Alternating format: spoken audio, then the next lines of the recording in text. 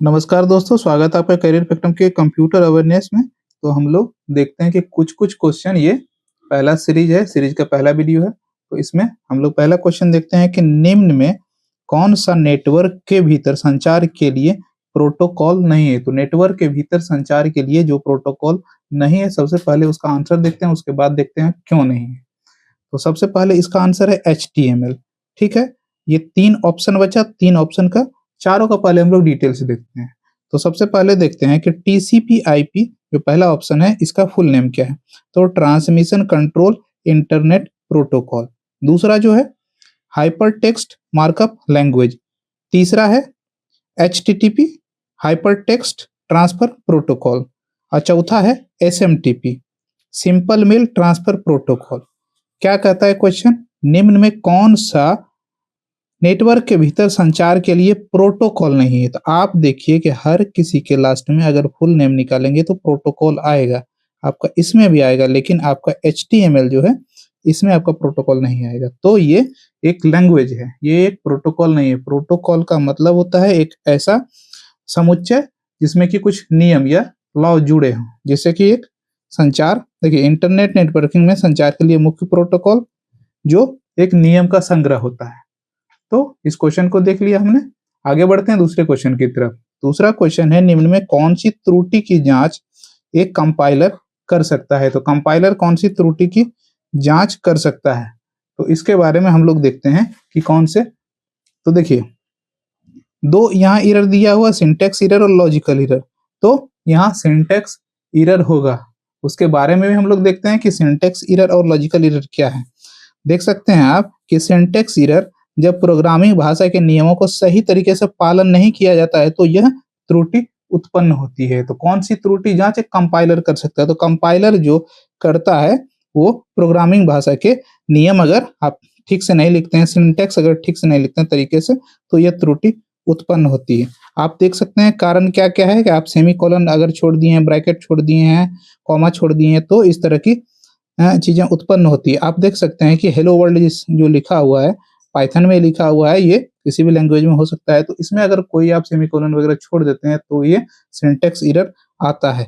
और देखिए, logical error में क्या है? लॉजिकल एरर में जब प्रोग्राम को सही तरीके से चलाता है लेकिन अपेक्षित आउटपुट नहीं देता है तो इसे लॉजिकल एरर कहते हैं।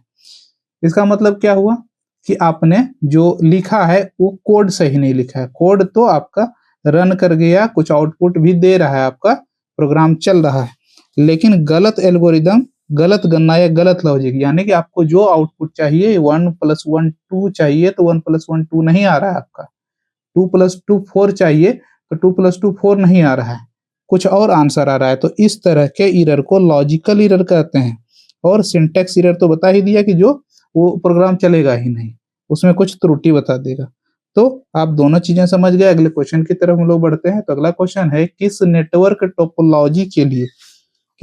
टोपोलॉजी के लिए सेंट्रल कंट्रोलर या हब की जरूरत होती है? तो सेंट्रल कंट्रोलर या हब को भी हम लोग समझेंगे। सबसे पहले ऑप्शन हम लोग देखते हैं कि क्या क्या है, स्टार, मेश, रिंग और बस। तो इसमें आंसर क्या होगा? हमारा स्टार होगा। अब स्टार होगा तो क्यों होगा? सबसे पहले हम लोग डिटेल से देखते हैं कि नेटवर्क टोपोलॉजी जो है का विवरण और उपयोग, नेटवर्क टोपोलॉजी का विवरण और उपयोग।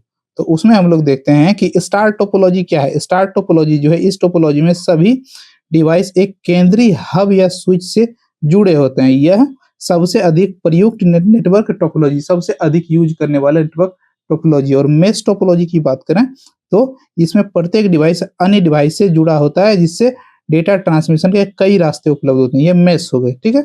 रिंग टोपोलॉजी की बात करें तो इसमें सभी डिवाइस एक सर्कुलर मोड में जुड़े होते हैं। तो सर्कुलर में ऐसे, और बीच बीच में यहाँ कंप्यूटर लगा हुआ है, तो ये सर्कुलर रिंग टोपोलॉजी हो गया। बस टोपोलॉजी का मतलब एक लंबा तार खींच दिया और यहाँ से कंप्यूटर सब में जोड़ते चले गए। अब स्टार सबसे अच्छा क्यों है? सेंट्रल कंट्रोलर के लिए है। तो देखिए, स्टार टोपोलॉजी स्टार बना देते हैं, बीच में एक हब लगा दिए और चारों तरफ यहाँ कंप्यूटर जोड़ दिए, कंप्यूटर जोड़ दिए, कंप्यूटर जोड़ दिए, ठीक है। यहाँ भी कंप्यूटर जोड़ दिए। तो इसमें क्या है कि कोई एक तार भी फेल करता है तो सारे कंप्यूटर चलते रहेंगे। बस में क्या है, अगर तार यहाँ से कट गया तो इधर वाला कंप्यूटर बंद हो जाएगा। रिंग में क्या है, कहीं से तार कट गया तो एक सिरे वाला बंद हो जाएगा। तो इस तरह की चीजें हैं। तो जो सबसे इफिशियंट है वो हब है। तो हब को क्या कहते हैं हम लोग, स्टार टोपोलॉजी, सेंट्रल कंट्रोलर इसको कहते हैं। आगे बढ़ते हैं अगले क्वेश्चन की तरफ। तो निम्न में कौन सी कंप्यूटर भाषा केवल बाइनरी कोड यानी 0 और 1 में लिखी जाती है? तो ये केवल मशीन लैंग्वेज ही लिखी जाती है। और देखिए काम सबका वही है, पास्कल हो, सी सैप हो, सी प्लस प्लस हो, जावा हो, पाइथन हो, कोई हो, तो हर किसी को लास्ट में 0 1 में ही कंपाइलर कन्वर्ट करता है। लेकिन हम लोग को लिखने में आसानी होती है, तो मशीन लैंग्वेज की अगर बात करें तो ये 0 1 0 1 में ही लिखा जाता है। तो कंप्यूटर की भाषा केवल बाइनरी कोड में जो लिखी जाती है वो मशीन लैंग्वेज में है। हालांकि इस चीज का अब प्रयोग नहीं होता, ये बहुत पहले प्रयोग होता था, क्योंकि अब ह्यूमन एफिशिएंट कर दिया गया है। आपको इंग्लिश लैंग्वेज में भी कोडिंग करते हैं चाइना वाले, चाइनीज लैंग्वेज में भी, जापान वाले जापानीज लैंग्वेज में कोडिंग करते हैं। तो इस तरह की चीजें अभी आ गई है कि आपको जैसे समझ है, जिस लैंग्वेज की समझ, उस लैंग्वेज में आप कोडिंग करिए। आगे बढ़ते हैं अगले क्वेश्चन की तरफ। अगला क्वेश्चन है कि कंप्यूटर व कीबोर्ड के बीच संचार में सामान्यतः कौन सा ट्रांसमिशन होता है? तो आप देख लीजिए, कंप्यूटर से कीबोर्ड जुड़ा है तो किस तरह का ट्रांसमिशन होगा, इसकी भी चर्चा हम लोग करेंगे। सबसे पहले आंसर देखते हैं इसका।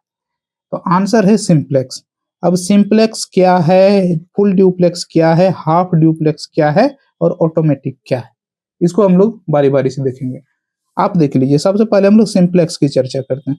सिंप्लेक्स में क्या होता है कि एक कंप्यूटर है, ठीक, यहाँ कंप्यूटर बना हुआ है और कंप्यूटर से कोई एक डिवाइस इस तरह से कनेक्ट करते हैं कि इस डिवाइस से कंप्यूटर को संदेश देंगे, लेकिन कंप्यूटर इस डिवाइस को कोई संदेश नहीं देगा। मतलब क्या है, कीबोर्ड, माउस, तो ये क्या करता है कि ये डिवाइस जैसे जॉयस्टिक हो गया, तो ये डिवाइस इनपुट देगा। जैसे ए लिखना है तो ए लिखना, तो कंप्यूटर का संदेश दिया कि ए आप वहां से टाइप कर दीजिए। किसी पे क्लिक करना है तो माउस संदेश देगा कि आप टाइप कर दीजिए, क्लिक कर दीजिए। तो लेकिन कंप्यूटर उसको कुछ नहीं कहता है, तो वो सिंप्लेक्स हो गया, यानी एक तरफा कम्युनिकेशन, आप समझिए। तो डाटा संचार केवल एक दिशा में होता है, यानी एक डिवाइस भेज सकती है, दूसरी केवल प्राप्त कर सकती है, दूसरी भेज नहीं सकती है। तो इसको सिंप्लेक्स कहते हैं। आप देख सकते हैं टेलीविजन ब्रॉडकास्ट, यानी टेलीविजन जो हम लोग देखते हैं, टेलीविजन कोई संदेश सैटेलाइट को नहीं भेज सकता है, लेकिन सैटेलाइट टेलीविजन पर टेलीकास्ट होती है और अपना प्रोग्राम चलता है। जैसे रेडियो ट्रांसमिशन में जो ट्रांसमिट हो रहा है वही हम लोग सुन सकते हैं। हम लोग कोई चीज इधर से संदेश नहीं भेज सकते हैं कि किसी चीज को चेंज किया जाए या कोई प्रोग्राम को बदला जाए। हम लोग चैनल बदल सकते हैं, लेकिन जो चैनल में चल रहा है उसमें कोई मॉडिफिकेशन हम लोग नहीं कर सकते हैं, उसको सिंप्लेक्स कहते हैं। तो टीवी और रेडियो संचार सेंसर आधारित डेटा ट्रांसमिशन होता है इसमें। अब बढ़ते हैं हम लोग हाफ ड्यूप्लेक्स की तरफ। तो हाफ ड्यूप्लेक्स क्या होता है कि डेटा दोनों दिशाओं में जा सकता है, लेकिन एक समय में केवल एक दिशा में संचार संभव है। तो आप देख सकते हैं कि इसका सबसे बेस्ट एग्जांपल है वॉकी टॉकी। तो वॉकी टॉकी क्या होता है कि एक तरफ से एक ही आदमी एक समय में बोल सकता है। एक आदमी बोल के अपनी बातें पूरी करके एक वर्ड बोलता है, आपने सुना होगा सिनेमा वगैरह में, ओवर। ओवर बोलने के बाद अगला आदमी अपना जवाब देता है, उसके बाद फिर वो बोलता है ओवर, यानी उसकी बात पूरी हो गई, अगला आदमी अब बोल सकता है। तो ये चीजें हाफ ड्यूप्लेक्स में होती है। फुल ड्यूप्लेक्स की बात करें तो फुल ड्यूप्लेक्स का जमाना ही है अभी। हम लोग जो टेलीफोन कॉल, वीडियो कॉल अभी जो करते हैं इंटरनेट पे, जितना व्हाट्सएप कॉल या डायरेक्ट नंबर पे फोन करते हैं, तो कोई भी चार आदमी भी एक साथ कहीं से बोल रहा है, इधर से दो आदमी, उधर से दो आदमी, कहीं कोई प्रॉब्लम नहीं है। तो एक साथ ये कम्युनिकेशन होता है, इसको कहते हैं फुल ड्यूप्लेक्स। दोनों डेटा दोनों दिशाओं में एक ही समय में ट्रांसमिट और रिसीव किया जा सकता है, तो इसको हम लोग फुल ड्यूप्लेक्स कहते हैं। इंटरनेट संचार, मोबाइल नेटवर्क और हाई स्पीड डेटा का ट्रांसमिशन होता है, तो इसको फुल ड्यूप्लेक्स कहते हैं। तो आगे बढ़ते हैं अगले क्वेश्चन की तरफ। अगला क्वेश्चन है कि डेटा संचार को चलाने वाले नियमों का समूह क्या कहलाता है? अभी हमने 2 नंबर क्वेश्चन में, 2 या 3 नंबर क्वेश्चन में अपनी देखा है कि नियमों का समुच्चय क्या होता है। जो हम लोग एक नियम बना लिए, 10 नियम बना लिए, तो उसका जो पूरा कलेक्शन हो गया वो क्या हो गया?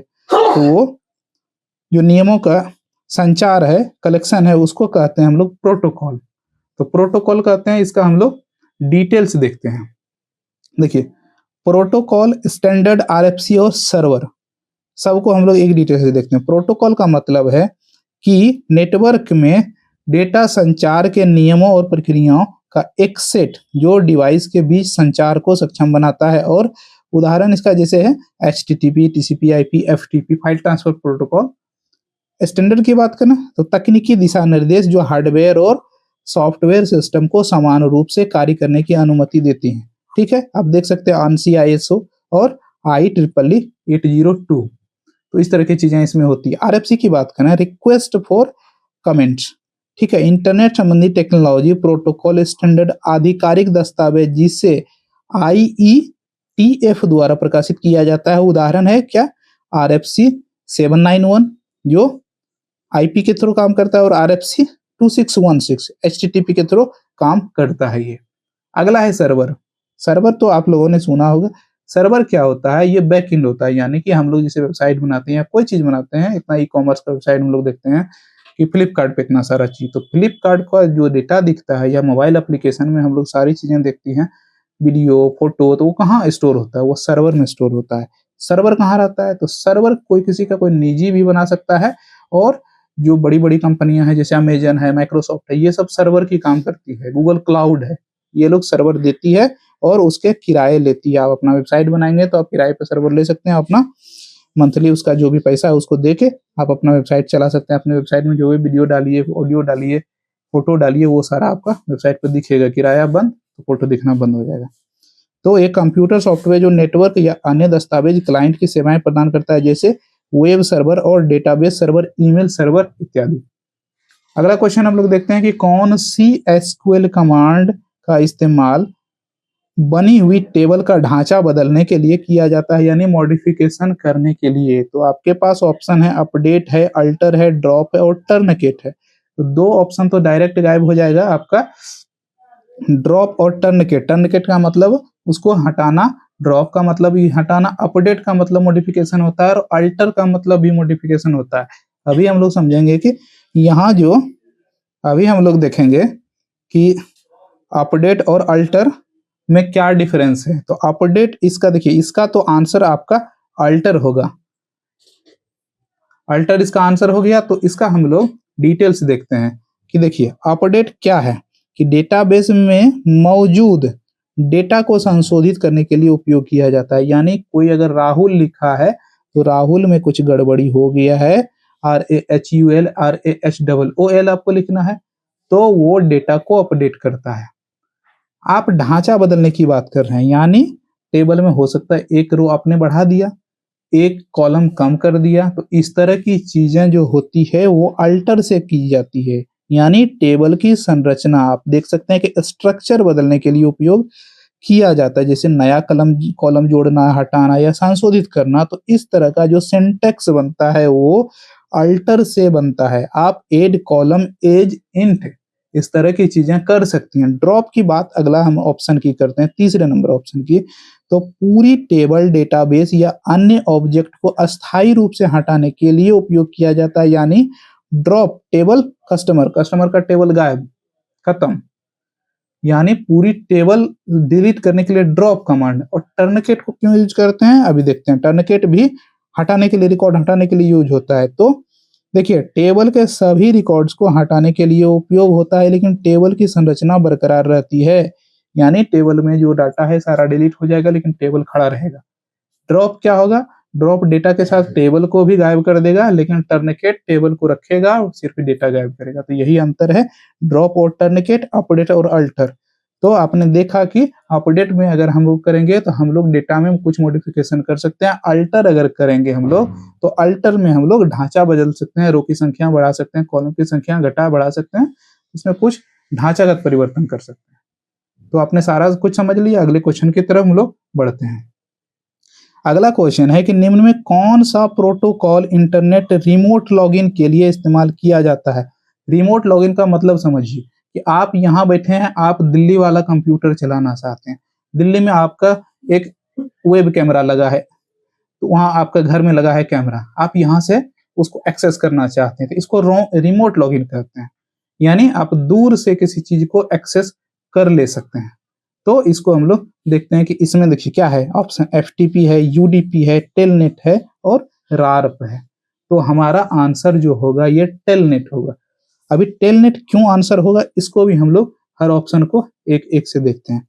तो एफटीपी का मतलब है कि फाइल ट्रांसफर प्रोटोकॉल, यानी फाइल को ट्रांसफर करते हैं इसमें, ठीक है। नेटवर्क पर फाइलों के ट्रांसफर करने के लिए उपयोग किया जाता है, उदाहरण वेबसाइट होस्टिंग और फाइल को अपलोड करना, यानी आप फाइल को इधर से उधर या तो उधर से मंगा सकते हैं अपने कंप्यूटर में, या तो अपने कंप्यूटर से दूसरे कंप्यूटर में कहीं भेज सकते हैं। इसमें एफटीपी का यूज होता है, फाइल ट्रांसफर प्रोटोकॉल। अगला देखते हैं यूडीपी, यूजर डेटाग्राम प्रोटोकॉल, ठीक है। ये क्या है, एक तेज कनेक्शन वाला एक प्रोटोकॉल है जो डेटा भेजता है लेकिन डिलीवरी की पुष्टि नहीं करता, यानी ये आपको नहीं बताएगा कि डेटा पहुंच गया या नहीं पहुंच गया, वो भेज रहा है, जा रहा है नहीं जा रहा है उससे कोई मतलब नहीं, उसका रिपोर्ट आपको देगा भी नहीं।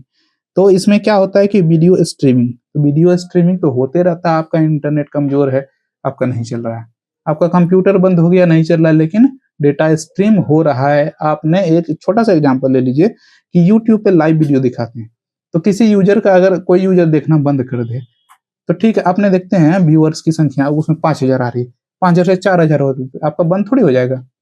तो उसमें क्या है कि ये भेजते रहता है और इसको डिलीवरी की कोई पुष्टि नहीं करता, तो वो चलते रहेगा, कोई देखे नहीं देखे, एक भी नहीं देखे, 5000 लोग देखे, 10,000 लोग देखे, या चाहे 10 लाख लोग देखे, उससे कोई मतलब नहीं। अगले ऑप्शन की तरफ हम लोग बढ़ते हैं कि टेलनेट, टेलनेट का फुल नेम क्या है, टेली कम्युनिकेशन नेटवर्क, ठीक है। हमारा क्वेश्चन क्या है कि निम्न में कौन सा प्रोटोकॉल इंटरनेट रिमोट लॉगिन के लिए इस्तेमाल किया जाता है। देखिए, रिमोट लॉगिन करने के लिए उपयोग किया जाता है जिससे एक कंप्यूटर दूसरे कंप्यूटर को कमांड भेज सकता है, उदाहरण नेटवर्क डिवाइस को रिमोटली एक्सेस करना, ठीक है। आपने देखा कि एफटीपी का मतलब हुआ कि फाइल को भेजना, यूडीपी का मतलब हुआ कि हम लोग एक तरफ से वीडियो स्ट्रीमिंग कर रहे हैं, भेज रहे हैं, लेकिन डिलीवरी की पुष्टि नहीं हो रहा है। टेलनेट क्या करता है कि रिमोट लॉगिन के लिए हम लोग उपयोग करते हैं, इसे एक दूसरे कंप्यूटर को हम लोग जोड़ सकते हैं, कमांड भेज सकते हैं, ठीक है, डिवाइस को रिमोटली एक्सेस कर सकते हैं। रारप की बात करते हैं, तो रारप का मतलब है रिवर्स एड्रेस रिजोल्यूशन प्रोटोकॉल, यानी आईपी एड्रेस को खोजने के लिए एक मैक एड्रेस को रिजॉल्व करता है, उदाहरण के लिए जो है डिस्कलेस सिस्टम या नेटवर्क आईपी प्राप्त करने में मदद करना, यानी ये मैक के थ्रू आईपी एड्रेस को खोज के निकालता है। तो हमारा जो आंसर हो गया है यहाँ टेलनेट हो गया है। तो अगले क्वेश्चन की तरफ हम लोग आगे बढ़ते हैं। तो अगला क्वेश्चन जो है सक्रिय विंडो, सक्रिय विंडो मतलब एक्टिव, जो खुला हुआ है, अभी यूज हो रहा है। तो सक्रिय विंडो को बंद करने के लिए कौन सी कुंजी समूह प्रयुक्त होती है।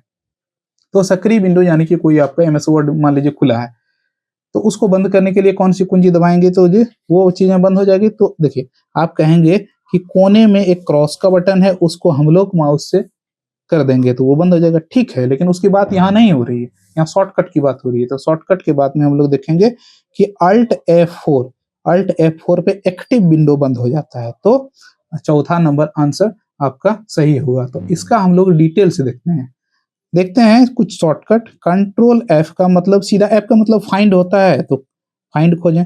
कंट्रोल N का मतलब नई फाइल या नई विंडो, तो आप देख सकते हैं नई फाइल या नई विंडो। कंट्रोल T का मतलब नया टैब खोलें, और कंट्रोल W का मतलब टैब को बंद करें, और अल्ट टैब का मतलब स्विच विंडोज, यानी देखिए एक टैब से दूसरे टैब में जाना। आप अल्ट दबाए रखेंगे, टैब बार बार करेंगे तो आपका विंडो बदलेगा कौन कौन सा खुला हुआ है, और जिसमें आपको जाना चाहते हैं तब उसे जा सकते हैं शॉर्टकट की के थ्रू। ऐसे तो माउस से जा ही सकते हैं। अगला जो शॉर्टकट की है, कंट्रोल और स्केप, स्केप का बटन कोने में होता है, तो कंट्रोल और स्केप अगर दबाएंगे तो स्टार्ट मेनू खुल जाएगा, ओपन स्टार्ट मेनू। आप बोलेंगे कि स्टार्ट मेनू तो बटन भी होता है, उससे भी दबा खोल लेंगे, मान लीजिए आपका खराब हो जाए तो कैसे खोलेंगे। आप कंट्रोल और स्केप दबा के स्टार्ट मेनू खोल लेंगे। अगला जो शॉर्टकट है कंट्रोल शिफ्ट एन, यानी देखिए कहीं आप कोई काम कर रहे हैं, यानी हम इस वर्ड पे काम कर रहे हैं, कंट्रोल शिफ्ट एन करेंगे तो नया फोल्डर बनाए। आप कहीं नया फोल्डर बनाना चाहें, विंडोज एक्सप्लोरर का मतलब जैसे कि फाइल मैनेजर आपके मोबाइल में होता है, उसी तरह विंडोज एक्सप्लोरर होता है कंप्यूटर में। वहां से उसको डिस्क को आप CD कोई चीज रख सकते हैं उसमें, फाइल बना के, तो वहाँ फाइल बनाना हो शॉर्टकट के थ्रू तो कंट्रोल शिफ्ट एन दबाएंगे तो फोल्डर, नया फोल्डर आपका होगा, रीनेम के लिए मांगेगा, कोई नाम दे दीजिए, फोल्डर आपका बन गया। अगला जो शॉर्टकट है विंडोज डी, यानी डेस्कटॉप को दिखाएं, यानी कुछ भी दिख रहा है कंट्रोल विंडोज डी आपने दबा दिया तो आपको डेस्कटॉप दिखने लगेगा। ठीक, अगला क्या है विंडोज एल, यानी लॉक स्क्रीन, विंडोज और एल दबा देंगे तो आपका कंप्यूटर लॉक हो जाएगा तुरंत, फिर पासवर्ड डालेंगे तो खुलेगा। अगला है अल्ट F4, जो कि इसकी चर्चा हम लोगों ने की, एक्टिव विंडो को बंद करना, क्लोज विंडो सक्रिय विंडो या प्रोग्राम को बंद करना, जो भी आपके सामने वो बंद हो जाएगा। अगला है F2, नाम बदलना है, F2 डायरेक्ट दबा देंगे किसी चीज को सेलेक्ट करके तो रीनेम का ऑप्शन आ जाएगा। चयनित फाइल या फोल्डर को नाम बदलने के लिए F5 रिफ्रेश करना, F5 से रिफ्रेश हो जाएगा, या तो इंटरनेट का पेज है या तो आपका कोई एक्सप्लोरर वाला पेज खुला है तो वो रिफ्रेश हो जाएगा, तो नया चीजें जो आया है वो आपको दिखने लगेगा। अगला क्वेश्चन देखते हैं हम लोग कि निम्न में कौन सा MS वर्ड में उपलब्ध नहीं है। तो देखिए निम्न में कौन सा MS वर्ड में उपलब्ध नहीं है, तो MS वर्ड में जो उपलब्ध नहीं है वो क्या है, देखिए वर्ड काउंट तो उपलब्ध रहेगा ही, फॉन्ट साइज तो उपलब्ध रहेगा ही, पेज मार्जिन तो उपलब्ध रहेगा ही, लेकिन MS वर्ड में ब्रश नहीं अवेलेबल होगा, ब्रश अवेलेबल नहीं होगा। ठीक है, क्योंकि ब्रश पेंटिंग का है, पेंटिंग का काम किस में होता है, फोटोशॉप वगैरह या पेंट में होता है, तो इसमें इसका कोई जरूरत नहीं है। अगले क्वेश्चन की तरफ हम लोग बढ़ते हैं कि MS एक्सेल वर्कशीट में अधिकतम कितनी पंक्तियां हो सकती है, तो मैक्सिमम कितनी पंक्तियां हो सकती है, तो ये पंक्तियां जो हो सकती है आप देख सकते हैं कि आप देख सकते हैं 1,48,576 इतनी पंक्तियां हो सकती हैं। इसका हम लोग डिटेल से देखते हैं। सेल, देखिए सेल जो डेटा एंट्री का सबसे छोटा भाग और पंक्ति के स्थान में मिलने से बनता है, यानी छोटा सा एक्टिव जिसमें आप लिखते हैं उसको सेल कहते हैं। ठीक है, कितने सेल होते हैं, तो आप देख सकते हैं 1,72,80,000 सेल होता है। और पंक्ति की बात करें तो क्षैतिज हॉरिजॉन्टल रूप में है, आप देख सकते हैं, आप इसको याद रखना होगा और आपको वर्जन के अनुसार भी याद रखना पड़ेगा। कॉलम की बात करें तो ये वर्टिकल होता है, आप देख सकते हैं 16,384 कॉलम होते हैं। वर्कशीट की बात करें तो एकल वर्कशीट जिसमें डेटा संग्रहित होता है, एक वर्कबुक में 255 तक हो सकते हैं। अगला है वर्कशीट, सॉरी वर्कशीट में एक वर्कबुक में, एक वर्कशीट में 255 तक वर्कशीट हो सकते हैं। अगला है वर्कबुक, एक संपूर्ण फाइल जिसमें एक से अधिक वर्कशीट हो सकते हैं, वो सीमित मेमोरी पर निर्भर करता है। सेल एड्रेस, किसी विशेष सेल की पंक्ति या स्तंभ, जैसे कि A1 यानी वह A सेल है और पहला है तो आप इसको सेल एड्रेस कहेंगे। अगला है data type, data type cell में डाले जाने वाले डेटा को डेटा टाइप कहते हैं। और अगला है टेक्स्ट, संख्या, दिनांक, फार्मूला आदि। ठीक है, अगला है फार्मूला, गणना करने के लिए प्रयुक्त, जिससे फार्मूला जैसे लगाते हैं MS एक्सेल में। अगले क्वेश्चन की तरफ बढ़ते हैं हम लोग। तो अगला क्वेश्चन है कि डाइस एल्गोरिदम वीडियो को डेटा बाइट की संख्या घटाने के लिए संपीड़ित कर देती है, जो आसानी से संचारित किया जा सके, उसे विस्तृत कर सके। तो देखिए ये सारा जो क्वेश्चन हम उठा के दे रहे हैं, पूरा एकदम प्रीवियस क्वेश्चन उठा के दे रहे हैं, यही क्वेश्चन आया है, तो आप इसको इंपॉर्टेंट समझिए। देखिए एल्गोरिदम वीडियो डेटा को बाइट की संख्या घटाने बढ़ाने के लिए जो संपीड़ित कर देती है, जो आसानी से संचारित की जा सके और विस्तृत की जा सके, उसको क्या कहते हैं। ठीक, देखिए इसमें आप इंग्लिश लैंग्वेज भी पकड़ सकते हैं, हिंदी भी, ज्यादातर इंग्लिश लैंग्वेज में अच्छे से समझ में आता है, हिंदी में थोड़ा डिफिकल्ट हो जाता है। तो देखिए इसमें MPEG है, JPEG है, PNG है और TIFF है। तो हम लोग देखते हैं कि TIFF, PNG और JPEG तीनों क्या है, ये फोटो का एक प्रकार है, फोटो का एक एक्सटेंशन है। MPEG क्या है, वीडियो का एक्सटेंशन। हम लोगों को बात क्या हो रहा है, एल्गोरिदम वीडियो डेटा को बाइट की संख्या घटाने के लिए संपीड़ित यानी कि कंप्रेस करता है। कौन कंप्रेस करता है, तो MPEG इसको कंप्रेस करता है। तो इसका हम लोग देखते हैं कि आंसर क्या होता है, तो MPEG होता है। हम लोग डिटेल्स में देखते हैं कि MPEG का क्या मतलब है, मोशन पिक्चर्स एक्सपर्ट ग्रुप इसका है। वीडियो संपीड़न उपयोग जो होता है और स्ट्रीमिंग के लिए, उच्च गुणवत्ता वाला वीडियो संपीड़न और मल्टी स्ट्रीमिंग। ठीक, अगला है JPEG, joint photographic expert group. ठीक है, इमेज स्टोरेज और digital photography, high quality images को कम फाइल और साइज में संपीड़ित करता है। PNG, portable network graphics, web graphics और पारदर्शी इमेज के लिए उच्च गुणवत्ता वाली इमेज और पारदर्शी ट्रांसपेरेंसी सपोर्ट करता है। अगला क्या है? टिफ, इमेज फाइल फॉर्मेट और पेशेवर फोटोग्राफी प्रिंटिंग के लिए बिना गुणवत्ता और उच्च रेजोल्यूशन को इमेज को स्टोर करता है, यानी हाई रेजोल्यूशन वाले इमेज को टीआईएफ फॉर्मेट में स्टोर कर सकते हैं। अगला देखते हैं हम लोग क्वेश्चन कि डाइस एक डेटा संचार तकनीकी जो आईपी फोन और कंप्यूटर को पीएसटीएन और मोबाइल नेटवर्क के माध्यम से टेलीफोन को जोड़ता है, इसको क्या कहते हैं? ऑप्शन आप देख सकते हैं कि वीपीएन है, वीओआईपी है, टीसीपी है और यूडीपी है। तो इसमें क्या होगा? सबसे पहले हम लोग आंसर देखते हैं कि इसमें वीओआईपी होगा, तो वीओआईपी होगा। इसमें ऑप्शन का हम लोग एक एक डिटेल्स चेक करते हैं, देखते हैं। वीपीएन का मतलब क्या होता है? Virtual private network. वीपीएन का नाम अभी सुना होगा कि आपका पबजी बैन कर दिया गया है भारत में, लेकिन पबजी फिर भी खेलता है लोग। कैसे खेलता है? तो वीपीएन लगा के। वीपीएन का मतलब क्या होता है कि वर्चुअल प्राइवेट नेटवर्क, यानी आपको ये नहीं दिखाएगा कि आप इंडिया में बैठे हैं, आपको लगेगा आप दुबई में बैठे हैं, आप अमेरिका में बैठे हैं, या तो आप रसिया में बैठे हैं, या तो आप जापान में बैठे हैं। तो जापान में तो पबजी बैन नहीं है, तो वहां से तो आपको चलेगा ही। तो सुरक्षित और एन्क्रिप्टेड इंटरनेट कनेक्शन प्रदान करने के लिए डेटा सुरक्षा और ओनाम ब्राउजिंग, भौगोलिक प्रतिबंधों को बाईपास करने की सुविधा। तो भौगोलिक प्रतिबंध यानी आपको कहीं से कहीं आपका लोकेशन हो जाएगा, तो इस जो चीज को कहते हैं वीपीएन कहते हैं। अगला है वीओआईपी। वीओआईपी क्या है? वॉइस ओवर इंटरनेट प्रोटोकॉल, यानी वॉइस ओवर इंटरनेट प्रोटोकॉल का माध्यम, इंटरनेट के माध्यम से वॉइस कॉल करने के लिए। आपका क्वेश्चन क्या था कि डेटा संचार तकनीक जो आईपी फोन यानी क्या होता है? सैटेलाइट से जो कनेक्ट हो और कंप्यूटर को भी जोड़े और मोबाइल नेटवर्क के माध्यम से भी जोड़े। तो इस तरह के फोन कैसे चलते हैं? तो वीओआईपी के माध्यम से ही चलते हैं, जो कम लागत में ऑडियो और वीडियो कॉल की सुविधा प्रदान करता है। अगला क्या है? टीसीपी है। टीसीपी का मतलब होता है कि ट्रांसमिशन प्रोटोकॉल। तो ट्रांसमिशन प्रोटोकॉल का मतलब होता है कि डेटा को सटीक और विश्वसनीय रूप से भेजने के लिए सुनिश्चित करता है।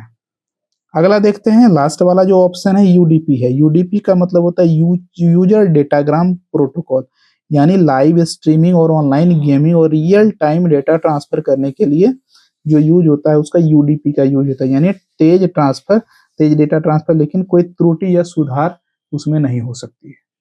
अगला क्वेश्चन हम लोग देखते हैं।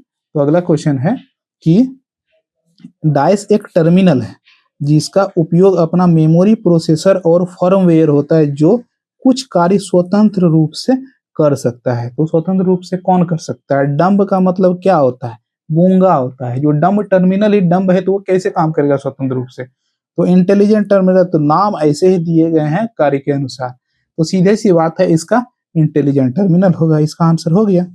लेकिन हम लोग देखते हैं इसके डिटेल्स के बारे में कि डम्ब टर्मिनल एक सरल टर्मिनल होता है जो स्वयं प्रोसेसिंग क्षमता नहीं होता है इसमें, और मुख्य कंप्यूटर सर्वर पर निर्भर ये करता है। इंटेलिजेंट टर्मिनल की बात करते हैं, इसमें स्वयं प्रोसेसिंग क्षमता होती है, यह सीमित डेटा प्रोसेसिंग कर सकता है। ठीक है, तो आपने देख लिया दोनों का सिस्टम। आगे बढ़ते हैं अगले क्वेश्चन की तरफ। अगला जो क्वेश्चन है, डाइस एक 8 तारों का कनेक्टर है जो स्थानीय क्षेत्र नेटवर्क को कंप्यूटर को जोड़ने के लिए प्रयुक्त होता है। तो स्थानीय क्षेत्र पे नेटवर्क को कंप्यूटरों से जोड़ने के लिए प्रयुक्त जो होता है, देखिए आरजे क्या है? आरजे एक पोर्ट है। तो जैसे RJ45 क्या है? ये प्रयुक्त रूप से इंटरनेट जो ब्रॉडबैंड कनेक्शन जोड़ने के लिए यूज होता है स्थानीय तौर पे, जो हम लोग जनरली यूज करते हैं, वही पोर्ट आता है और वही हमारे कंप्यूटर में अभी जुड़ता है। बाकी सारे पोर्ट क्या है उसके बारे में हम लोग देखेंगे। देखिए RJ10 क्या है? लैंडलाइन फोन या हैंडसेट, यानी लैंडलाइन वाला फोन अगर आपके घर में है तो उसमें जो तार आया है आपके घर में वो 4 पिन वाला तार होगा, उसको RJ10 कहेंगे, टेलीफोन, हैंडसेट और बेस यूनिट के बीच संचार के लिए। ठीक। अगला है RJ11। ये क्या है? तो टेलीफोन लाइन और DSL इंटरनेट, उसके साथ अगर इंटरनेट भी आता है तो ये RJ11 आएगा। आमतौर पर इसमें कितने पिन होते हैं? 6 पिन, 2 या 4 पिन के उपयोग में होते हैं, तो इसमें 6 पिन होते हैं। टेलीफोन और मॉडेम कनेक्शन के लिए उपयोगी होता है ये। अगला क्या है? अगला है कि RJ35 ऑडियो और संचार उपकरण, विभिन्न प्रकार के पिन इसमें हो सकते हैं। तो विशेष संचार और ऑडियो सिस्टम का प्रयोग इसमें RJ-35 में किया जाता है। RJ-45 जो सबसे पॉपुलर है और आमतौर पर यूज में है, सब लोग यूज करते हैं। तो RJ-45 है कंप्यूटर नेटवर्किंग यानी ईथरनेट का केबल है। इसमें 8 पिन होता है यानी 8 तार उसके अंदर से गया रहता है और लैन और इंटरनेट नेटवर्किंग के लिए इसको उपयोग किया जाता है। अगला जो क्वेश्चन है कि द्वितीय पीढ़ी के कंप्यूटर्स में प्रायः प्रयोग होता था। तो क्या प्रयोग होता था द्वितीय पीढ़ी के कंप्यूटर्स में? तो ट्रांजिस्टर यूज होता था। तो और पहले पीढ़ी में क्या होता था? दूसरे में तो हमने जान लिया, तीसरे में क्या होता था, चौथे में क्या होता था? तो हम लोग सब चीज जानेंगे हम लोग डेट वाइज। तो देखिए प्रथम पीढ़ी यानी प्रथम पीढ़ी के कंप्यूटर में वैक्यूम ट्यूब यूज होता था जिसके कारण से हीटिंग क्षमता ज्यादा होती थी और बहुत बड़ा साइज में होता था। तो इसको किसने बनाया था? जॉन एकर्ट और जॉन माउली ने। ठीक है, इन्हीं एक नाम था। अगला जो द्वितीय पीढ़ी का कंप्यूटर 1956 से 63 तक तो ट्रांजिस्टर इसमें यूज होता था। विलियम शॉकली और जॉन बॉर्डिन के द्वारा और वॉल्टर बेटरन के द्वारा बनाया गया था। तृतीय पीढ़ी की हम लोग बात करें तो आईसी यूज हुआ जिसको हम लोगों ने कहा इंटरनेट सर्किट, इंटीग्रेटेड सर्किट। तो 1964 से 1971 के बीच ये जैक किल्बी नाम का आदमी था, इन्होंने ही इंटीग्रेटेड सर्किट का आविष्कार किया जो कि अभी जो इलेक्ट्रॉनिक चीजें हैं उसके लिए वरदान बना हुआ है। अगला है इसमें है रॉबर्ट नॉयन ने भी अपना योगदान दिया है। चतुर्थ पीढ़ी की बात करें तो माइक्रो प्रोसेसर आ गया। इंटीग्रेटेड सर्किट को ही छोटा छोटा जोड़ के बहुत बड़ा करके माइक्रो प्रोसेसर बनाया गया जिससे कि कंप्यूटर की प्रोसेसिंग क्षमता बहुत अधिक हो गई जिसको अभी भी हम लोग यूज करते हैं। ठीक है, ये किसने बनाया? इंटेल कंपनी ने और टेप ऑफ नाम है उसका आविष्कारक का। पंचम पीढ़ी क्या है? आर्टिफिशियल इंटेलिजेंस, एआई और सुपर कंप्यूटर और नैनो टेक्नोलॉजी। नैनो टेक्नोलॉजी का मतलब है कि बहुत छोटे से चिप में बहुत प्रोसेसिंग क्षमता रहेगी, तो ये नैनो टेक्नोलॉजी है। और विभिन्न वैज्ञानिक और कंपनियां जैसे IBM, गूगल, इंटेल, माइक्रोसॉफ्ट इस चीज को यूज करती हैं, इन्होंने बनाया भी है। आगे देखते हैं अगला क्वेश्चन कि डेस्कटॉप कंप्यूटर्स, लैपटॉप कंप्यूटर और टैबलेट स्मार्टफोन विभिन्न प्रकार के क्या हैं? किस प्रकार के हैं? प्रकार भी हम लोग देखेंगे तो माइक्रो कंप्यूटर के प्रकार हैं। कैसे हैं? तो हम लोग डिटेल से देखते हैं। ठीक है, देखिए एनालॉग कंप्यूटर क्या है? विलियम थॉमसन ने भौतिक मात्रा में तापमान, दबाव इन सब चीजों को मापने के लिए बनाया। डिजिटल कंप्यूटर की बात करें तो 1940 में ये बनाया। बाइनरी सिस्टम 0-1 पर आधारित होता है। हाइब्रिड कंप्यूटर की बात करें तो IBM या अन्य वैज्ञानिकों के द्वारा 1960 में बनाया गया और एनालॉग और डिजिटल दोनों विशेषताओं इसमें रहती है। सुपर कंप्यूटर 1964 में बना सैमुअल क्रे के द्वारा और जो अत्यधिक तेज गणना करने में जो बहुत अधिक गणना कर सकता है। अगला है माइक्रो कंप्यूटर जिसकी बात हम लोगों ने की। ये इंटेल कंपनी के द्वारा टेड हॉफ के द्वारा बनाया गया और छोटे आकार के व्यक्तिगत पर्सनल कंप्यूटर होता है इसमें। अगला है मिनी कंप्यूटर यानी छोटा वाला कंप्यूटर। तो केन ऑल्टसन जो है DEC कंपनी के हैं, उन्होंने मेन फ्रेम से छोटा लेकिन शक्तिशाली कंप्यूटर मध्यम स्तर की कंपनियों के द्वारा उपयोग किया, इसको कहते हैं मिनी कंप्यूटर। अगला है वर्क स्टेशन IBM ने बनाया है और उच्च प्रदर्शन और ग्राफिक और इंजीनियरिंग के उपयोग के लिए एक में वर्क स्टेशन बना दिया, यानी पूरा सेट है एक रूम के आकार का, उसमें सारा सिस्टम लगा है तो उसको वर्क स्टेशन कर देंगे। अगला है क्वांटम कंप्यूटर। क्वांटम कंप्यूटर का मतलब क्या है? IBM, गूगल, माइक्रोसॉफ्ट क्वांटम सिद्धांत पर आधारित असाधारण गति और क्षमता वाला कंप्यूटर है जिसको क्वांटम कंप्यूटर कहते हैं। अगला क्वेश्चन है कि निम्न में कौन सा सुपर कंप्यूटर के जनक के रूप में जाने जाते हैं? तो अभी आपने पढ़ा, अगर आपको याद नहीं है तो हम लोग फिर से चर्चा करते हैं। सैमुअल क्रे को हम लोग सुपर कंप्यूटर के जनक के रूप में मानते हैं। जैसे कंप्यूटर के जनक के रूप में हम लोग चार्ल्स बैबेज को मानते हैं, उसी तरह सुपर कंप्यूटर के जनक के रूप में सैमुअल क्रे को मानते हैं। ये सारे क्वेश्चन पूछे गए हैं तो आप याद रख सकते हैं। तो सैमुअल क्रे ने किसका निर्माण किया? तो क्रे 1 अपने नाम के जो सरनेम है उसमें 1 लगा के सैमुअल क्रे ने बनाया 1976 में। क्रे 2 भी सैमुअल क्रे ने 1985 में ही बनाया। तो अगला है डीप ब्लू 1997 में IBM ने बनाया। जगुआर 2009 में क्रे इंक ने बनाया। सिकोया तो 2011 में IBM ने बनाया। तिनाहे 2 तो ये चीन ने बनाया 2013 में। फुकागू ये 2020 में ये फुकागू जापान ने बनाया। और परम सिद्धि AI 2020 में सीडेक, भारत का सीडेक जो संस्था है उसने बनाया। परम शिवाय तो ये सीडेक ने 2019 में बनाया। प्रत्यूष और मिहिर 2018 में जो IMD यानी भारत के जो मौसम विज्ञान है उन्होंने बनाए मौसम का पूर्वानुमान के लिए। और फ्रंटियर 2022 में बनाया किसने? USA ने। तो USA के कौन? ओक राइडर और नेशनल लेबोरेटरी ने बनाया है। अगला जो क्वेश्चन है कि शिफ्ट कंट्रोल अल्ट निम्न में से किस श्रेणी के उदाहरण यानी किस प्रकार की है? तो हम लोग सबसे पहले इसका आंसर ही देख लेते हैं कि मॉडिफायर की है, मॉडिफाई इससे होता है। अब हम लोग कितने प्रकार के की होते हैं उसकी चर्चा करते हैं। तो कुंजी के प्रकार, देखिए अक्षर कुंजी यानी अल्फा न्यूमेरिक की, जो आपके कीबोर्ड में नंबर वाला की है उसको हम लोग अल्फा न्यूमेरिक कहते हैं। यानी ABCD और 1 2 3 जो है वो अल्फा न्यूमेरिक है। टेक्स्ट और नंबर दोनों टाइप करने को कहते हैं अल्फा न्यूमेरिक। अगला है नंबर कीज जो ABCD के ऊपर वाला है वो नहीं, वो साइड में छोटा सा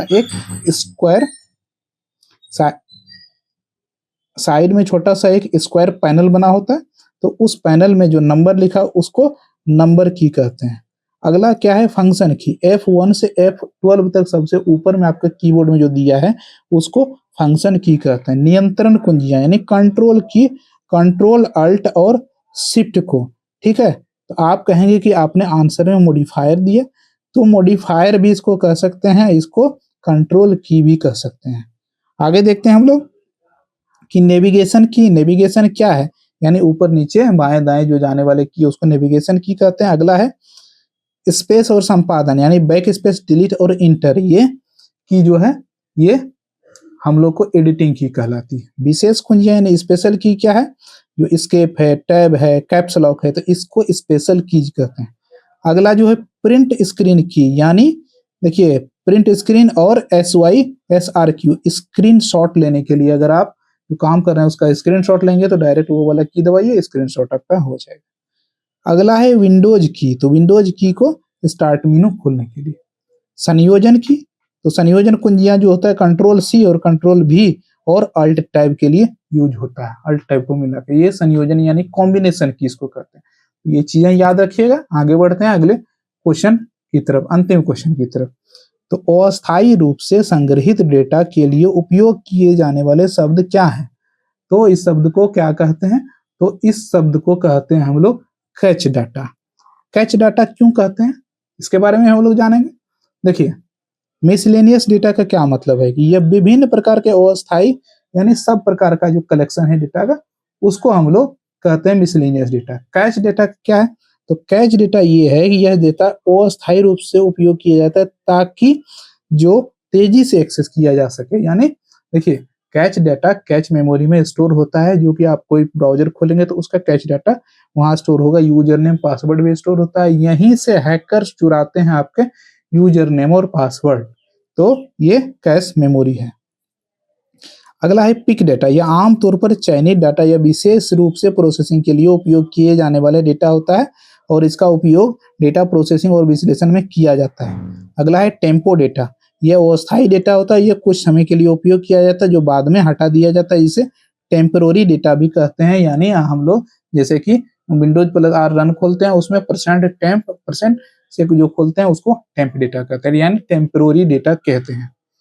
आगे बढ़ते हैं हम लोग। आज का क्वेश्चन का फिनिशिंग हो गया, इतना तक ही था। कल हम लोग देखेंगे इसी तरह के कुछ इंपॉर्टेंट क्वेश्चन। डेली हमारे साथ जुड़े रहें। अगर आपने मेरे चैनल को अभी तक सब्सक्राइब नहीं किया तो सब्सक्राइब करें, वीडियो को लाइक करें, शेयर करें अपने दोस्तों को भी। अगर आप टेलीग्राम से जुड़ना चाहते हैं तो टेलीग्राम से जुड़ें, डेली करंट अफेयर्स उसमें आता है और आप व्हाट्सएप पर भी जुड़ सकते हैं। तो पूरी धन्यवाद आपका अगर आपने वीडियो देखा है, और सुबह सुबह जरूर आप करंट अफेयर्स के लिए हमारे चैनल के साथ जुड़े। तो मिलते हैं किसी नए अपडेट के साथ, तब तक के लिए नमस्कार।